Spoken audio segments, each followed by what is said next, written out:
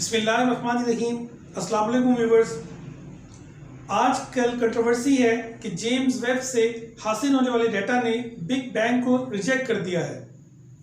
आज की इस वीडियो में हम हकाइक और सबूतों की रोशनी में इस पर बहस करेंगे। जेम्स वेब 25 दिसंबर 2021 को लॉन्च की गई और जुलाई 2022 में नासा ने उससे हासिल होने वाले इमेजेस रिलीज किए जिन्होंने साइंसी दुनिया में तहलका मचा दिया। दुनिया की सबसे बड़ी टेलीस्कोप $10 बिलियन खर्च करके नासा, यूरोपियन स्पेस एजेंसी और कैनेडियन स्पेस एजेंसी के ताउन से तैयार की गई। जेम्स वेब एक ऑप्टिकल टेलीस्कोप नहीं है बल्कि ये एक इंफ्रारेड टेलीस्कोप है जो गैस और डस्ट क्लाउड्स के अक्रॉस भी देख सकती है। फॉर्मली इस कंट्रोवर्सी पर आने से पहले थोड़ा सा बिग बैंग को समझ लेते हैं। बिग बैंग का आइडिया सबसे पहले जॉर्ज लेमेट्रे ने 1927 में पेश किया। फिर अमेरिकन एस्ट्रोनॉमर एडविन हबल ने 1929 में टेलीस्कोप से ऑब्जर्व किया कि कायनात एक्सपेंड कर रही है। लिहाजा अगर वक्त में हम पीछे जाएं तो करते करते सुकड़ते एक वक्त ऐसा भी आएगा कि जब ये एक सिंगल पॉइंट होगा। ये वही एडविन हबल है जिसके नाम पर हबल टेलीस्कोप है। फिर एरनो पेंजिस और रॉबर्ट विल्सन ने बिग बैंग के नतीजे में निकलने वाली थर्मल एनर्जी दरियाफ्त की जो सारी कायनात में फैल गई, जिसको कॉस्मिक माइक्रोवेव बैकग्राउंड रेडिएशन कहा जाता है। इस पर इनको 1978 में नोबेल प्राइज से नवाजा गया। अब आते हैं हम इस कंट्रोवर्सी की तरफ कि जेम्स वेब से हासिल होने वाले डेटा ने बिग बैंग को रद्द कर दिया है। ये सिलसिला शुरू होता है एलिसन किर्कपैट्रिक के एक कोड से।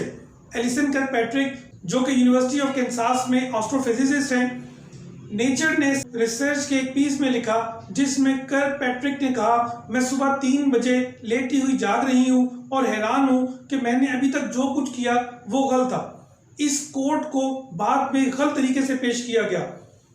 किर्कपैट्रिक का कहना था कि मेरा मतलब था कि जो डाटा फर्स्ट गैलेक्सीज के बारे में प्रीवियस टेलीस्कोप से हासिल किया गया था और जो कुछ मैंने इनसे सीखा था वो कंप्लीट नहीं था।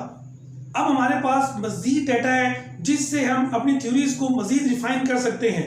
फिर इस आर्टिकल को एक organisation institute of art and ideas ने रिपब्लिश किया और इस कोड को मिसयूज किया कि एस्ट्रोफिजिसिस्ट इस बात को लेकर कि बिग बैंग गलत है पैनिक हो रहे हैं।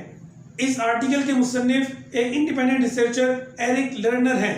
इससे पहले एरिक लर्नर के बारे में थोड़ा सा जान लें कि एरिक लर्नर कई आर्टिकल लिख चुके हैं और अच्छी साख के साइंटिस्ट भी हैं और प्लाज्मा रिसर्च पर एस्ट्रोफिजिकल जर्नल और monthly notices of royal astronomical society पर पेपर्स में को ऑथर भी हैं और इस वक्त LPP फ्यूजन कंपनी के चीफ साइंटिस्ट भी हैं।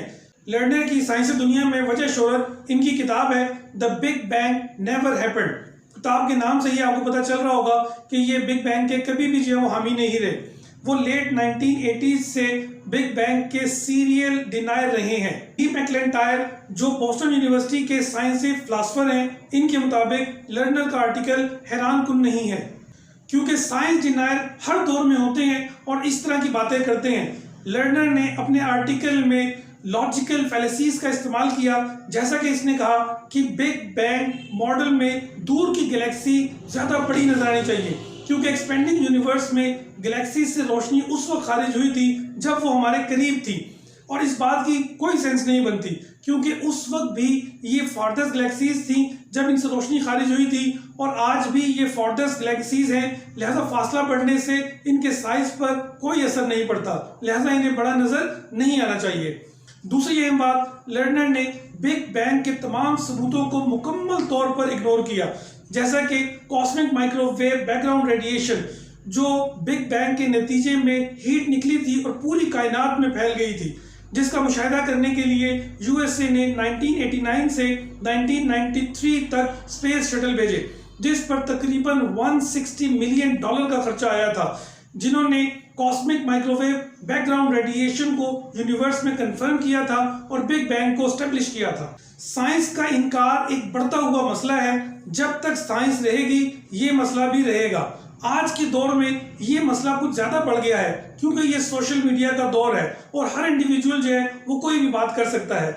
इसी तरह साइंस के इनकार की आजकल अगर आप देखें तो और भी बहुत सारी मिसालें मौजूद हैं, जैसा कि लाखों लोग जो हैं वो कोविड-19 से हलाक हो गए, लेकिन कोरोना वैक्सीन का आज भी लोग इनकार करते हैं ग्लोबल वार्मिंग की वजह से क्लाइमेट चेंजेस का होना, इस हकीकत से भी लोग इनकार करते हैं। हकीकत में जेम्स वेब जो है वो बिग बैंग थ्योरी को सपोर्ट कर रही है, जैसा कि फर्स्ट गैलेक्सीज जो कि छोटी थी और वक्त गुजरने के साथ साथ बड़ी हो रही हैं, जैसा कि बिग बैंग कॉस्मोलॉजी ने प्रिडिक्ट किया था। आप इस बारे में क्या सोचते हैं, ये कमेंट में हमें ज़रूर बताइएगा।